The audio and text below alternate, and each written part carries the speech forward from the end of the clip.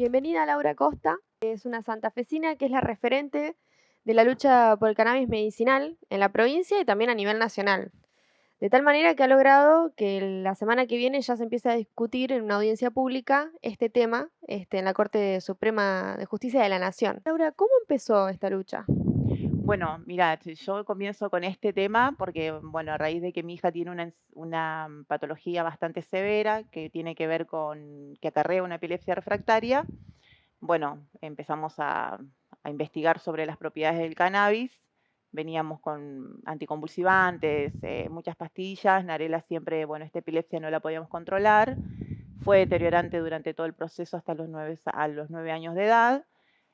Bueno, como te decía, conozco esta terapia y bueno, empiezo a investigar un poco de qué se trataba, porque primero cuando me dijeron que la marihuana podía bajar las convulsiones de mi hija, me chocó un poco y bueno, y a raíz de eso, bueno, me puse a investigar algo que podría ser.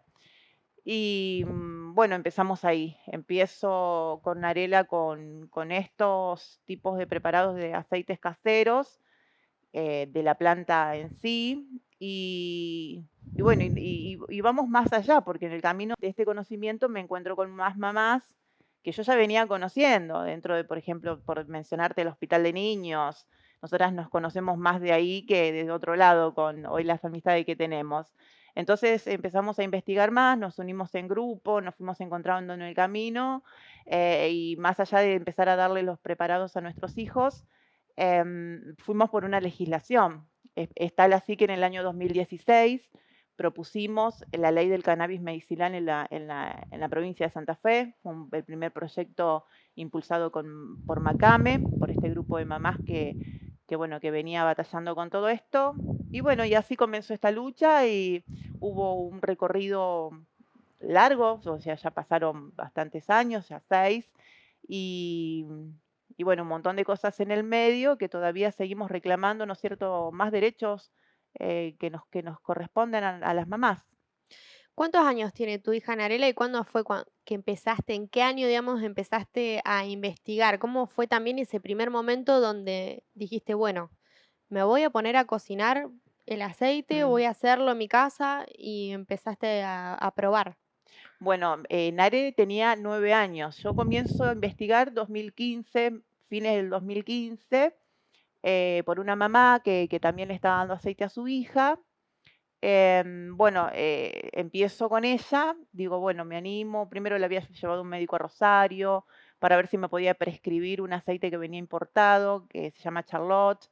Ese aceite era para mí inaccesible y para todas las mamás. Era, pero algo como lejísimo, ¿Por qué? porque era muy caro, porque tenía que entrar por la aduana, porque tenía que venir prescripto por un médico por uso compasivo, Ujú. como último tratamiento. Bueno, Laura Lassi, esta mamá que importó, logró importar la primera aceite, fue bajo un amparo, hubo mucho juicio en el medio. Entonces, bueno, era como muy, muy jugado conseguirlo. Bueno, voy a Rosario para un médico que lo prescribía y me dice, mira, hay muchas cosas todavía para probar con Narela.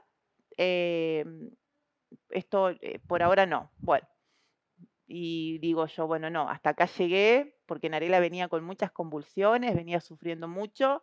Hasta acá llegué, me juego la carta, consigo un aceite que me dona una mamá y le doy. Y bueno, y ahí ya veníamos cultivando, yo sabía que yo tenía que cultivar para poder garantizar esos aceites, los que no podía acceder. Entonces, bueno, de esa manera yo me hice y ella tenía 9 años, y tengo algo, pero muy patente, pero muy patente, yo siempre lo menciono porque esto es muy importante a la hora de hablar del tratamiento de cannabis para la epilepsia. En el año 2016, cuando Nare venía tomando el cannabis, el primer día del niño fue sin una convulsión. Imagínate vos, agosto del año 2016, Narela 9 añitos, y fue el primer día que no tuvo una convulsión durante todo el día. Imagínate el regalo más hermoso y más grande del mundo, que tu hijo no convulsione. Porque estas epilepsias son aparte de ser deteriorantes, son fuertes, ¿sí? Son de esas que por ahí pierde el conocimiento y por ahí te mira. Narela me miraba y y convulsivaba y me miraba y como diciendo, hace algo, y yo no podía hacer nada por ella. Entonces, para mí eso es el mundo, que no hayamos tenido una convulsión durante todo el día. Y eso es como que empuja más, da más fuerza, ¿no es cierto?, a decir, vamos a seguir. Hoy Narela tiene 15 años, 15 años. Bajamos casi toda la medicación alopática, está con aceites preparados míos y uno que lo compra la obra social Yapos. Y estos aceites que vos preparás, me imagino que habrá sido uno la primera vez que lo hiciste, la segunda vez salió diferente. Sí. ¿Cómo es la preparación? ¿Cómo sabés qué aceite necesita tu hija particularmente? Mira, nosotras, yo en particular tuve que hacerme desde juntar flores de marihuana a un porcentaje de alcohol de cereal, que es un alcohol de uso humano, ¿sí? De consumo humano, quiero ser clara, porque hay gente que lo puede tomar como que uno lo hace con un alcohol, es un alcohol de cereal, que justamente es para eso. Nos basamos en un aceite que se llama Rick Simpson, en un preparado, ¿no es cierto?, con tanta cantidad de marihuana, con tanto porcentaje de alcohol, en una maceración y en un tipo de evaporación. Entonces, ¿qué hice? Me compré un termómetro para medir la temperatura.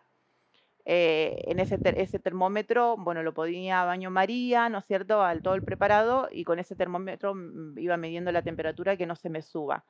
Es lo único que yo sabía. No teníamos otra técnica. Te estoy hablando en el comienzo. Ahora tenés muchísimas técnicas. Aparte, hay formas que ya no se usan, formas artesanales como las hacemos nosotras. Ya ahora hay equipos que se hacen, que vos podés conseguir en los mismos grow shop de venta, ¿no es cierto?, de estos accesorios. Ya puedes conseguir para hacer aceite sin tener que pasar este proceso.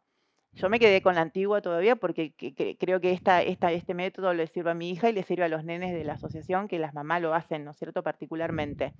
Pero bueno, antes era eso. Tanta cantidad, tanto, y esto tiene que dar 2 más 2, 4.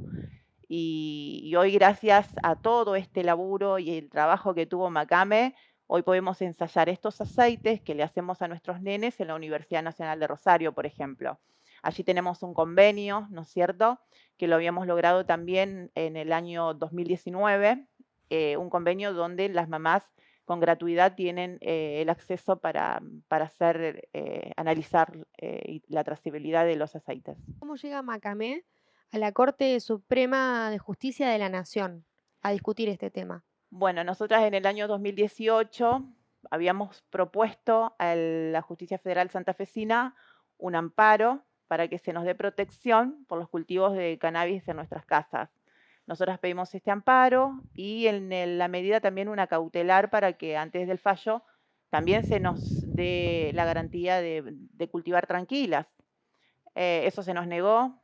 Si bien el juez Reinaldo Rodríguez en aquel momento nos escuchó, fue muy empático con nosotras, se nos negó, pasamos a la Cámara Federal de Rosario, allí vuelve a negarse el autocultivo, decían que las mamás no podían cultivar, que directamente tenían que pasar a que el Estado nos brinde, ¿no es cierto?, los aceites.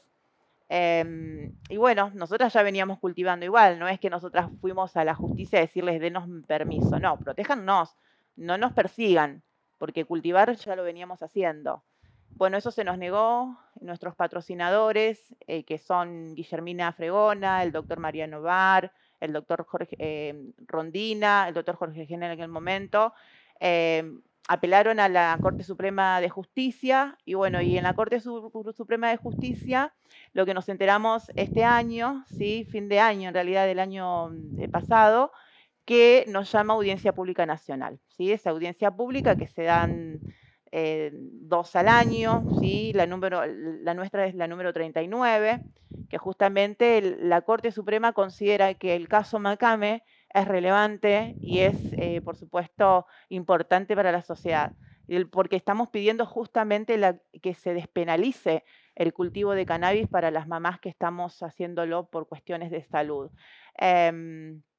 Eso hace la Corte, a nosotras nos toma de sorpresa, hemos dado un paso histórico, esto no lo ha logrado nadie. Las mamás, justamente como te mencionaba, que le pusieron todo este trabajo Y bueno, ahora vamos a esperar, ¿no es cierto?, que va a ser el 27 la audiencia. Vamos a esperar qué se decide allí, porque bueno, las mamás seguimos necesitando que las leyes nos avalen, en realidad que nos protejan, que no nos penen más por plantar, si bien hay decretos sobre la ley 27350 de uso de cannabis por el cultivo, o sea, a razón de un REPROCAN, que es un registro nacional de personas que cultivan. Nosotras no necesitamos eso, nosotras queremos cultivar tranquilas. ¿Sí? Nosotras lo que queremos es la inconstitucionalidad de la penalidad del cultivo casero. Primero, porque la Constitución lo dice, no le hacemos daño a terceros y lo hacemos en el ámbito privado. Y segundo, porque hizo bien a nuestros hijos y de hecho los médicos que son de nuestros hijos ven, ¿no es cierto?, la mejoría. Entonces, bueno, todos esos vamos a llevar a la Corte Suprema. Hay unas cuestiones del ReproCan que es como, por ejemplo, que podés cultivar 9 plantas Sí. en tu casa. ¿Esta cantidades se van a discutir de parte de ustedes? ¿Ustedes necesitan más, menos? ¿Cómo es eso? La cantidad de gramos que se pueden producir, Sí, digamos. nosotras necesitamos muchas variedades, por ejemplo. Y otra de las cosas que tenemos las mamás, que plantamos semillas de cualquier variedad. Entonces, ¿qué pasa con 9 plantas? Yo no puedo tener 9 plantas en casa, yo necesito más. Necesito más, mucho más que esas, porque en el medio yo no soy la gran cultivadora. Sé que mi hija necesita esta terapia en casa. Entonces, ¿qué pasa? Es como cuando vos plantas una lechuga, 2, 3 lechugas, 2, 3 se te van a morir en el camino, ¿sí? Porque es parte del proceso. Y a nosotras nos pasa lo mismo con el cannabis. Cada vez que plantamos, si plantamos 20, 5 se nos quedan en el camino, 10 se nos quedan en el camino, entonces estamos dependiendo siempre de lo que podemos cosechar. Entonces también necesitamos un poco más, ¿no es cierto?, de lo que el ReproCan dice, este registro de monitoreo. Entonces, bueno, este también es una gran controversia que tenemos las mamás. Nosotras necesitamos variedades, no una sola, porque en el tipo de epilepsia refractaria que tiene mi nena hace acostumbramientos, entonces tenemos que variar, de hecho lo hago todo el tiempo, variar variedades y genéticas para que ella, bueno, pueda responder, ¿sí? Todo es bueno, pero la epilepsia refractaria tiene esto, así que ese es un debate que vamos a tener que tener y fuerte para agregar, ¿no es cierto?, de que por qué nosotras estamos peleando todavía. Primero que nos dejen tranquilas, que nos dejen en paz, ya no queremos más. Queremos plantar tranquilas y queremos justicia para nuestros hijos. Ellos están bien, hoy están con calidad de vida, nosotras no queremos que nos pateen la puerta de nuestras casas, como ya lo están haciendo con muchas familias y mamás, y que la policía nos allane y nos lleve por estar plantando.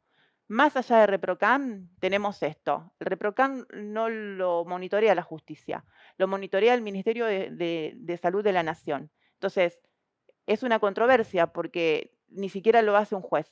Entonces, si viene a tu casa, a mi casa, un juez o un policía y dice, bueno, no, si tenés ReproCan, bueno, te dejo cultivar.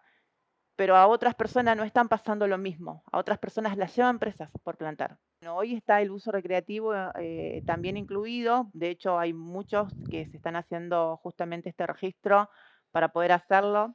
Yo digo que es un paso importante porque hay mucha gente que lo está luchando hace un montón a través de los movimientos canábicos.